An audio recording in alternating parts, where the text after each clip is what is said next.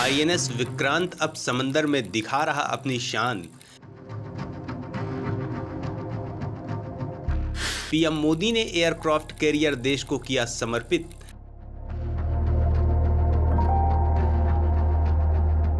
देश की बढ़ती ताकत से जिनपिंग को लगा तगड़ा झटका।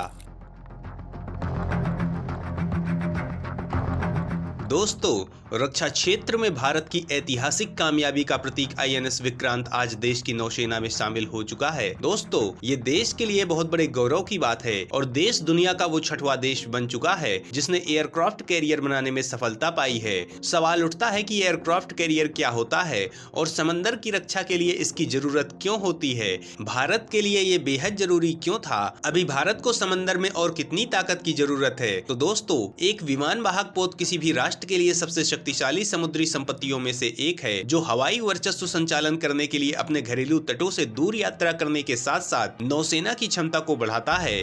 कई विशेषज्ञ एक विमान वाहक पोत को नीले पानी वाली नौसेना के लिए अत्यंत आवश्यक मानते हैं, यानी एक ऐसी नौसेना जो समुद्र की अनंत गहराइयों में भी एक राष्ट्र की ताकत और शक्ति को प्रोजेक्ट करने की क्षमता रखती है।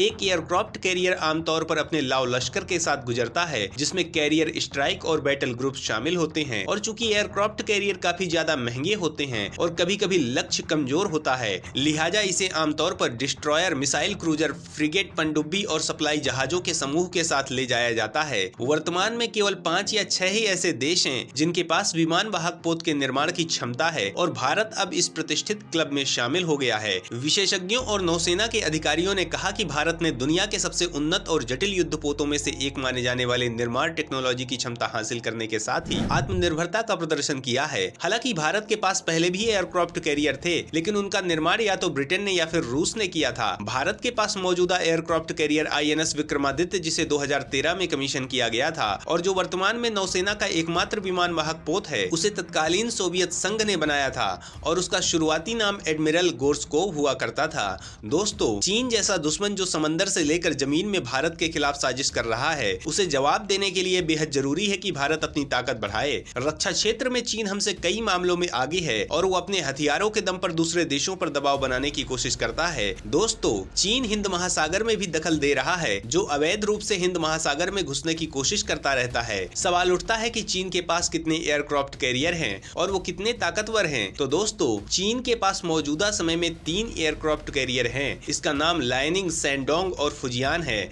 लायनिंग काफी पुराना एयरक्राफ्ट कैरियर है, जिसका निर्माण पूर्व सोवियत संघ के लात्विया में किया गया था। सोवियत संघ के विघटन के बाद इस आधे अधूरे शिप को यूक्रेन को बेच दिया गया था। बाद में इसको चीन को बेचा गया। फिलहाल ये शिप केवल ट्रेनिंग के लिए ही इस्तेमाल किया जाता है। कीव क्लास का ये एयरक्राफ्ट कैरियर टाइप 002 का है। चीन के पास आने से पहले इसका नाम वरयाग हुआ करता था। दिसंबर 1988 में इसको लॉन्च किया गया था। 1998 में इसको चीन को बेचा गया और वर्ष 2002 में इसको चीन की नौसेना में शामिल किया गया था। बाद में इसमें कई बड़े बदलाव किए गए और सितंबर 2012 से ये फिर नौसेना को सौंप दिया गया। तब से ये एक्टिव सर्विस में है। 43,000 टन का ये एयरक्राफ्ट कैरियर पूरी तरह से लोड होने के बाद करीब 61,000 टन का हो जाता है। इसकी लंबाई करीब 1005 फीट है और चौड़ाई करीब 885 फीट। स्टीम इंजन से चलने वाले इस एयरक्राफ्ट कैरियर को अलग अलग टरबाइन से ताकत मिलती है। ये एयरक्राफ्ट कैरियर 59 किलोमीटर प्रति घंटा की स्पीड से चल सकता है। इस स्पीड से ये एक बार में 7,130 किलोमीटर की दूरी तय कर सकता है और एक बार में समुद्र में करीब 45 दिनों तक रह सकता है। इस पर एक बार में 1960 क्रू मेंबर्स के अलावा 626 एयर ग्रुप मौजूद रहता है।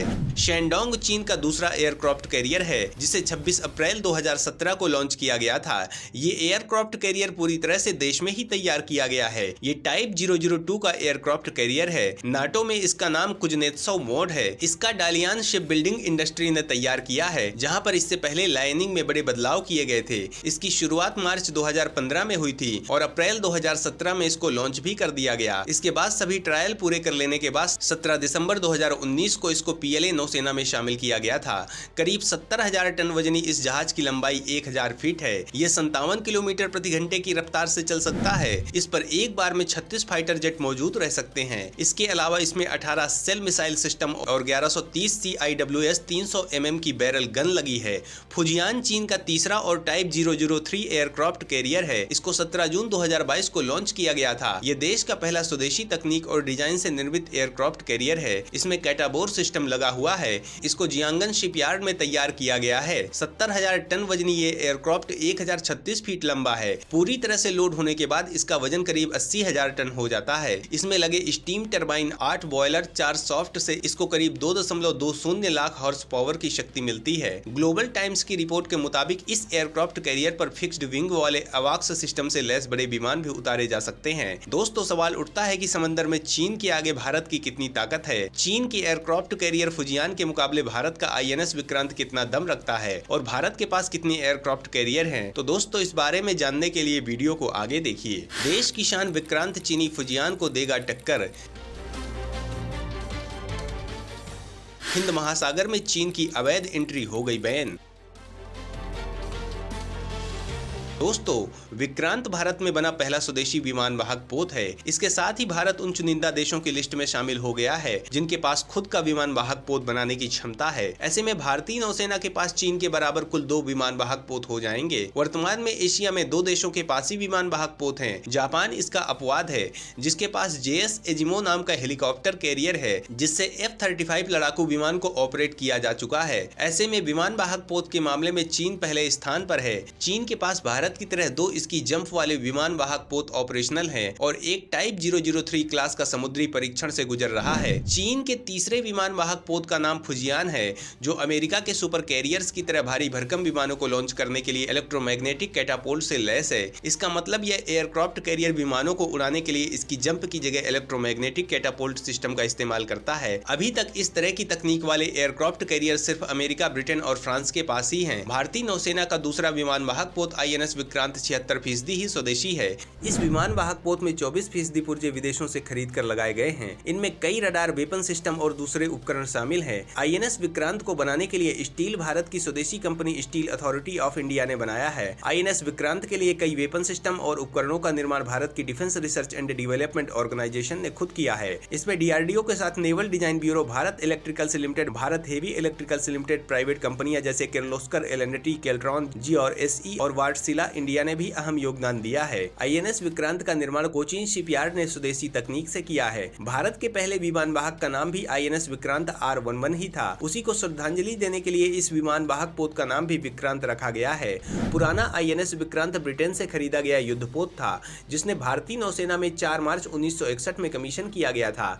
इस युद्धपोत ने 1971 के युद्ध में पाकिस्तान को नाको चने चबवा दिए थे। नया वाला INS विक्रांत 262 मीटर लंबा और 62 मीटर चौड़ा है। इसका डिस्प्लेसमेंट 40,000 टन है। इस विमान वाहक पोत में 14 डेक है, जिसमें विमानों के अलावा 1700 से ज्यादा क्रू मेंबर्स को रखा जा सकता है। INS विक्रांत में बड़े आकार का मेस, जिम, अस्पताल के अलावा विमानों के छोटे मोटे मरम्मत के लिए सुविधाएं भी मौजूद हैं। दोस्तों, सवाल ये उठता है कि क्या भारत अभी तीसरे एयरक्राफ्ट कैरियर के लिए भी आगे बढ़ेगा? तो दोस्तों, इंडियन नेवी साल 2015 से ही देश के लिए तीसरा एयरक्राफ्ट कैरियर बनाने की मंजूरी मांग रही है और अगर उसे मंजूरी मिल जाती है तो यह भारत का दूसरा स्वदेशी विमान वाहक बन जाएगा। इस प्रस्तावित वाहक का नाम INS विशाल रखा गया है, जिसका उद्देश्य 65,000 टन का विशाल पोत बनाना है, जो IAC-1 और INS विक्रमादित्य दोनों से काफी बड़ा होगा। भारतीय नौसेना लगातार सरकार को तीसरा एयरक्राफ्ट कैरियर होने की जरूरत के बारे में समझाने की कोशिश कर रही है। वहीं पूर्व नौसेना अध्यक्ष एडमिरल करमबीर सिंह ने कहा था कि नौसेना एक बंधी हुई सेना नहीं रह सकती है।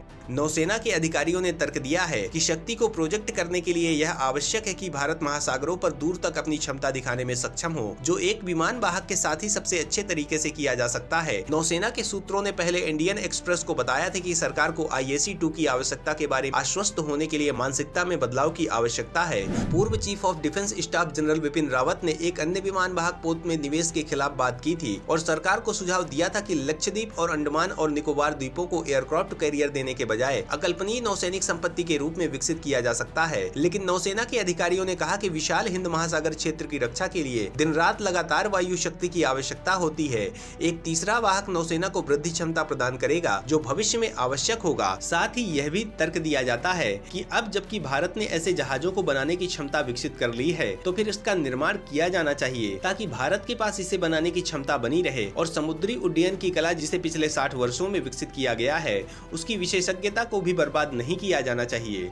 दोस्तों, अगर दुनिया की बात करें तो यूनाइटेड स्टेट्स नेवी के पास फिलहाल 11 एयरक्राफ्ट कैरियर हैं और दूसरे नंबर पर चीन चीन है, जो काफी आक्रामक तरीके से एयरक्राफ्ट कैरियर प्रोग्राम पर बढ़ रहा है। पिछले महीने तक चीन के पास सिर्फ 2 ही एयरक्राफ्ट कैरियर थे, लेकिन पिछले महीने चीन की नौसेना में तीसरा एयरक्राफ्ट कैरियर तैनात किया गया और रिपोर्ट के मुताबिक चीन काफी तेजी से 3 और एयरक्राफ्ट कैरियर का निर्माण कर रहा है, जिसमें से 2 एयरक्राफ्ट कैरियर अगले 5 सालों के अंदर चीन की नौसेना में शामिल हो जाएंगे। वहीं भारतीय नौसेना के अधिकारी बताते हैं कि भले ही भारत IAC परियोजना को आगे बढ़ा रहा है, लेकिन ये सोचने की बात है कि एक युद्धपोत को चालू होने में 10 साल से अधिक का समय लगेगा। दोस्तों, भारत के इस नए एयरक्राफ्ट कैरियर के नाम के पीछे भी एक वजह है। सवाल उठता है कि इसका नाम विक्रांत क्यों पड़ा? तो दोस्तों, IAC-1 ये वर्तमान में भारतीय नौसेना के विमान वाहक पोत का कोड नाम है और भारतीय नौसेना के नौसेना डिजाइन निदेशालय ने इसका डिजाइन तैयार किया है और कोचीन शिपयार्ड लिमिटेड, जो शिपिंग मंत्रालय के तहत आता है, उसने एक सार्वजनिक क्षेत्र के शिपयार्ड में इस एयरक्राफ्ट कैरियर को बनाया गया है और नौसेना में कमीशन होने के बाद इसे INS विक्रांत कहा जाएगा। यह नाम मूल रूप से भारत के सबसे पसंदीदा पहले विमान वाहक का था, जो 1997 में रिटायर्ड होने से पहले कई दशकों की भारतीय नौसेना के लिए अपार राष्ट्रीय गौरव का स्रोत था।